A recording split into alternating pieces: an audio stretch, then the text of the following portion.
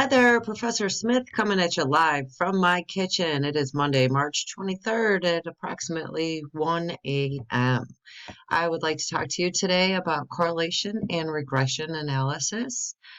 And to do that, I would like to use data set BAC by Beers. So if you go to Statcrunch and you go under Data to Data Sets, and since I'm giving you the title, you could type in BAC by Beers. Or you could also do this in the spreadsheet part of Statcrunch by going to Data, Load Shared Data Sets, and typing in again BAC by Beers. So I am m.smith96, and this is the data set that I would like to explore today. So we could see that our x variable is the number of beers and our y variable is the blood alcohol content in milligrams per deciliter. And we want to explore if there is a linear relationship between the data, and if so, create a model or equation to represent that relationship. We would expect to see a positive linear relationship, or in other words, we expect as the number of beers increases, so would the blood alcohol content, right? Well, the first step of bivariate data analysis is to create a graph, specifically a scatter plot, where x will be the first variable given, which is number of beers, and y will be the blood alcohol content. And since we're creating a graph, we want to scroll down and put a title on it, as all good graphs have a title, and I'm just going to use the same title as the data set, and I hit enter to compute. Now you can see in the scatter plot that there is a straight line relationship forming here between number of beers and blood alcohol content. So our comments or analysis based on the scatter plot is that there is a positive linear relationship, and that as x, our number of beers increases, or as we move to the right on the x-axis, that the y, or blood alcohol content, is also increasing or moving in an upward fashion. So since we can see a general straight line relationship in here, our next step would be to calculate the correlation. We do this by going to Stat, Summary Stats, Correlation. And again, x is the number of beers and y is the blood alcohol content. I just scrolled with my cursor held down over both columns to select, and I'm going to press compute. And you can see here that the correlation is approximately 0.89. I will be rounding all figures in this video just to save time. So 0.89 on the scale of -1 to +1 looks like a very strong positive linear relationship between beers and blood alcohol content. So our analysis of the correlation is, once again, positive linear correlation that is very strong.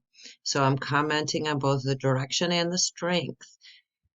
I also want to say again, maybe not again, but either in the analysis of the scatter plot or in the analysis of the correlation, you should say as the number of beers increases, the blood alcohol content also increases. We compare this to the table value with n-1 or 15 degrees of freedom at an alpha level of significance of 0.05, and we find that 0.89 is statistically significant for this size of a data set, and therefore we shall continue our analysis to regression. To perform that analysis, we again go to Stat, and this time we choose Regression. And we want the simple linear regression, which refers to straight line. X is still number of beers, and Y is still blood alcohol content. we need to scroll down to put a title in, but on the way, I'm going to have you stop and put in under prediction of y, x values of 10, 12, and 24, all separated by a comma, please. I will talk about this shortly. And if we scroll down some more, we can find a place to put our title and compute. And the first thing that you should notice at the, whoops, where did it go? At the top of your results is that this is option 1 of 2. So in the third line, underneath the simple linear regression results, you will find the regression equation or the model, which says the blood alcohol content is equal to negative 0.014 plus 0.018 times the number of beers. So you're used to y equals mx plus b, and this is more like y equals b plus mx. So once again, the regression equation is blood alcohol content is equal to negative 0.014, and I'm abbreviating. You should never abbreviate until the final answer if you're doing anything by hand. Excuse me, blood alcohol content is equal to negative 0.014 plus 0.018 times beers. And so that is y equals b plus mx, where b, or negative 0.014, is our y-intercept. And the literal translation of the y-intercept is 0, b.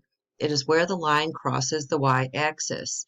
And so according to our model, a person who has consumed 0 beers would have a blood alcohol content of negative 0.014. However, that's not possible. It can only be 0 or positive.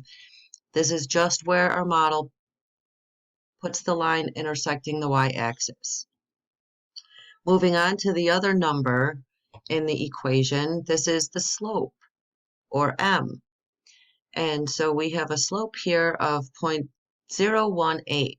That says for each 1 unit increase in beers, or for each 1 more beer drank, the blood alcohol content would increase by a factor of 0.018.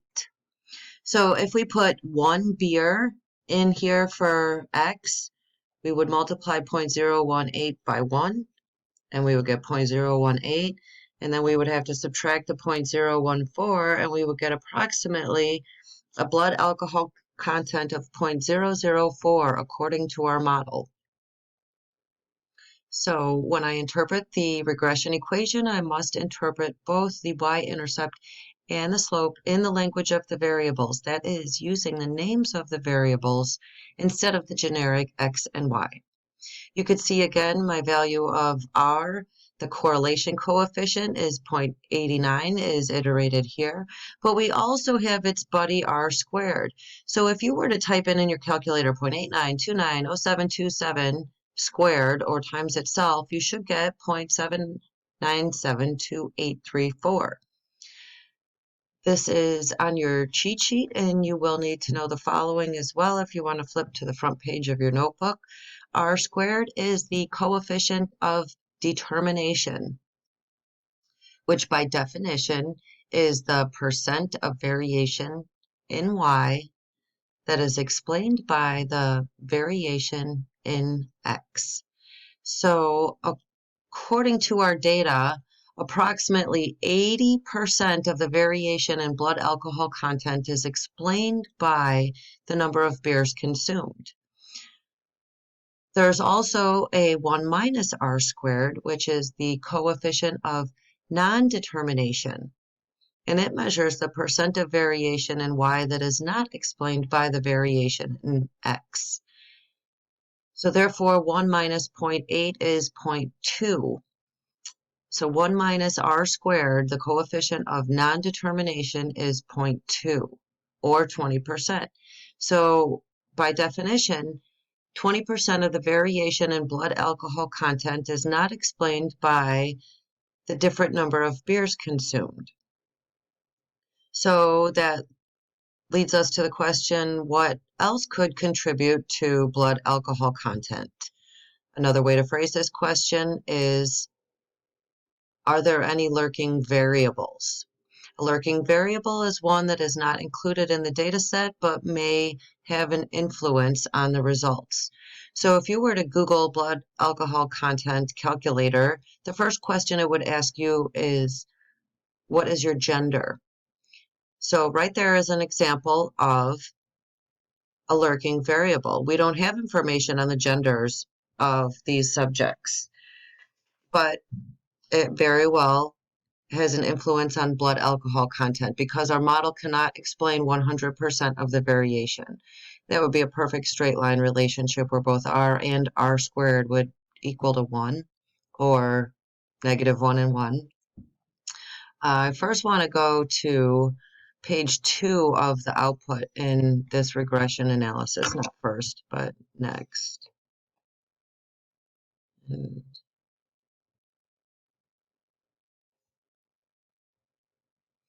So you could see the line of best fit, regression equation, prediction equation.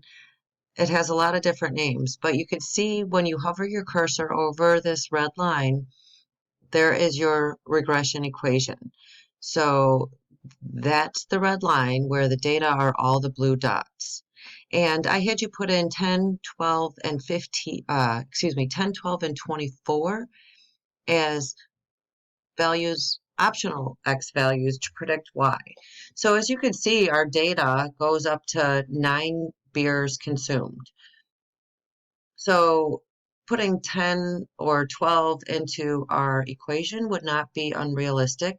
That is called interpolation, interpolation. Whereas using 24, which is a data set way beyond what we were originally given, is extrapolation, extrapolation. Extrapolation is using a data set well outside of the given range to make predictions, and you should use caution when doing so. Okay, back to page 1 of the results, and scrolling all the way down to the bottom, you could see a person who consumed 10 beers would have a blood alcohol content of about 0.165. For 12 beers, the BAC would be about 0.201. And for a full case, it would be a whopping 0.416, according to our model.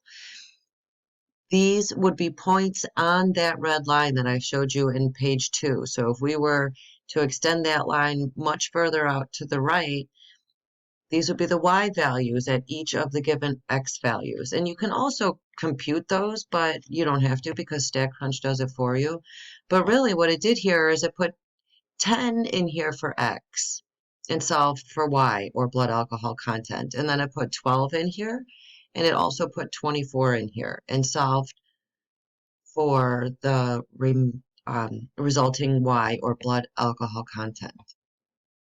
This has been take 2 of my video, and I talked fast enough to get through it all in less than 15 minutes, and my cats are starting to fight. So before you hear screaming in the background, I bid you adieu, and I'll see you next time.